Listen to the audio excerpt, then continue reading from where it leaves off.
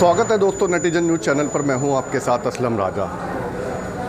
जैसे कि आप जानते हैं, जिस तरह का कंट्री में बांग्लादेश को लेकर माहौल बना हुआ है, कलकत्ते में जो एक एक्सीडेंट हुआ महिला के साथ, उसको लेके जो माहौल है, और कई सारे मुस्लिम समुदाय के कई सारे मुद्दों को लेके आज जमीयत ने एक मीटिंग का आयोजन किया है। आइए उनसे बात करते हैं किस तरह का मुद्दा को लेके आज उन्होंने इस मीटिंग का आयोजन किया है।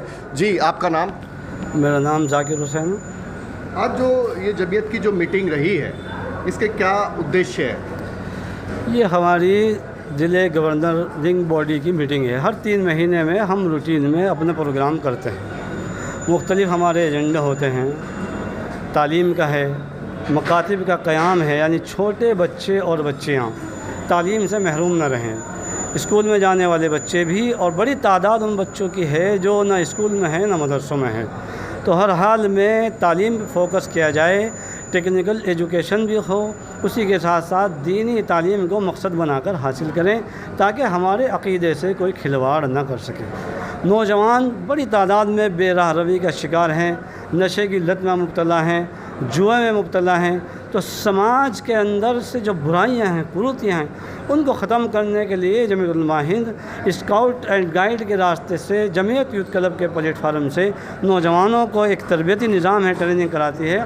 उसके लिए हमने अपने उलमा को, ज़िम्मेदारों को मुतवज्जे किया है, उस तरफ फोकस किया है कि जो हमारे प्रोग्राम हैं, जमीयत उलमा के जो शोबे हैं, उन सबको तहरीक बनाकर काम किया जाए, ताकि समाज के अंदर से बिगाड़ ख़त्म हो और समाज तरक्की करे।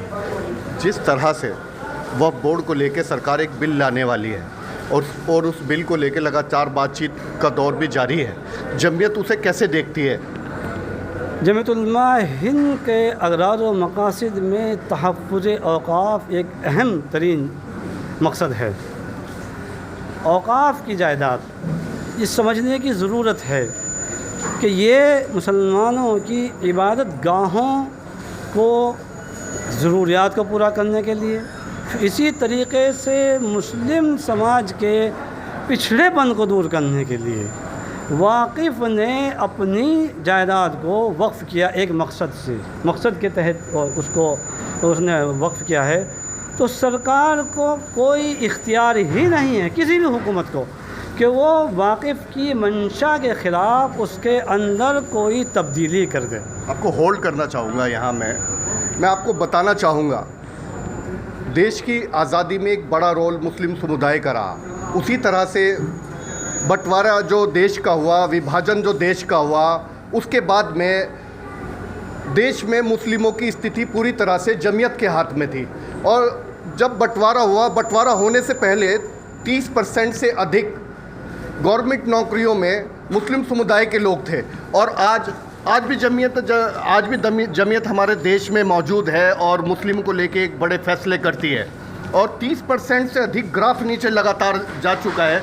आज ये कहना मुश्किल है कि कितने % लोग सरकारी नौकरियों में मुस्लिम समुदाय के हैं। आप उसे कैसे देखते हैं? क्या उनकी वापसी होगी? जमीयत कोई ऐसे कदम उठाएगी?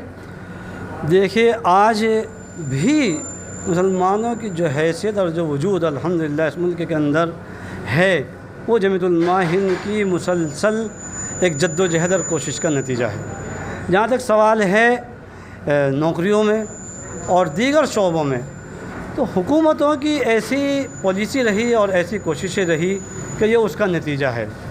मुसलमान जिस पिछड़ेपन का शिकार है, उसके लिए जितनी भी हुकूमतें रही हैं, वो सब ज़िम्मेदार हैं।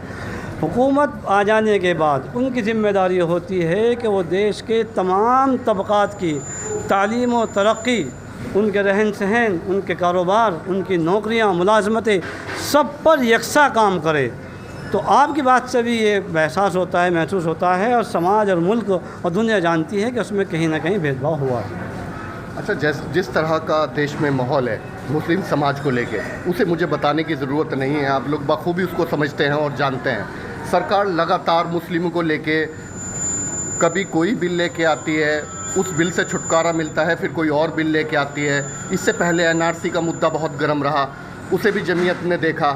आखिरकार जमीयत इन सारे मामलों को किस तरह से देखना चाहती है, और सरकार से अगर बात करना चाहे जमीयत, तो सरकार के पास क्या बिंदु लेके जमीयत जाना चाहती है? देश के होम मिनिस्टर से अगर देश के सरकार के होम मिनिस्टर से अगर जमीयत को बात करना हो तो वो क्या बिंदु रहेंगे नौजवानों को लेके, इस कंट्री में जो मुसलमान हैं उन मुसलमानों को लेके, जो मुसलमानों का भविष्य है उस भविष्य को लेके क्या बिंदु रहेंगे? देखिए, जमीयत उलमा हिंद, आप इसके इतिहास को ज़रा देखिए। 100 साल से ज़ायद हो गए ये ऑर्गेनाइजेशन आज़ादी से पहले मुल्क की आज़ादी की लड़ाई लड़ी, और आज़ादी के बाद कंटिन्यू जमीयत उलमा देश की एकता अखंडता के लिए और राष्ट्र निर्माण, राष्ट्र उत्थान के लिए काम कर रही है। सरकार किसी की भी हो, गृह मंत्री कोई हो, प्रधानमंत्री कोई हो, जमीयत उलमा हिंद की क़यादत हमेशा समाज के उन तमाम तबक़ात की बात करती है कि जो कहीं ना कहीं सरकारों की अनदेखी की बिना पर पिछड़ेपन का शिकार हैं। तो हम हमेशा कोशिश करते हैं, आज भी कोशिश कर रहे हैं और करते रहेंगे। जो माहौल मुल्क के अंदर, चाहे वो किसी बिल के रास्ते से या किसी मीडिया के ज़रिए से या कुछ संगठनों के ज़रिए से अगर नफ़रत का माहौल मुल्क के अंदर बनाया जा रहा है, तो जमीयत उलमा हिंद ही वो जमात और संगठन है कि जब नफ़रत के ख़िलाफ़ मुल्क के अंदर मोहब्बत का पैगाम बांट रही है, मोहब्बत का पैगाम चला रही है, और नफ़रत के सौदागरों को मुँह तोड़ जवाब देकर कोशिश कर रही है कि इनको वहीं तक महदूद कर दिया जाए जहाँ तक इनकी सोच है।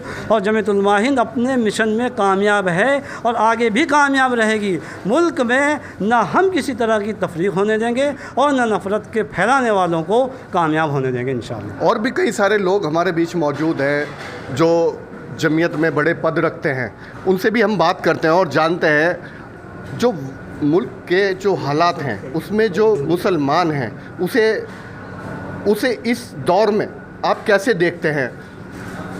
लगातार बिल आते हैं, लगातार कुछ चीज़ें ऐसी हैं जो सरकार मुसलमानों के पक्ष में नहीं है या ये कह लो मुसलमानों के ख़िलाफ़ हैं, आप उसे कैसे देखते हैं? ये बात तो सामने आई गई, जितनी भी सरकारें हैं उसमें कहीं ना कहीं भेदभाव ज़रूर रहा है, लेकिन जहाँ तक जमीयत उलमा हिंद का ताल्लुक़ है तो उसने मुसलसल इस बात की कोशिश की है, मेहनत की है, और जहाँ तक होम मिनिस्टर से मिलने का मामला है इस पर कदम उठाए हैं और बाकायदा मुलाकातें हुई भी हैं, अपनी डिमांड और अपनी बात को रखा है जमीयत ने, और पूरे ज़ोर और शोर के साथ में रखा है।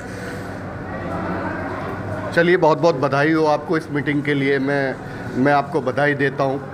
नेटिजन न्यूज़ चैनल से बात करने के लिए भी धन्यवाद। मैं हूँ आपके साथ असलम राजा, नेटिजन न्यूज़ के लिए मेरी ये रिपोर्ट।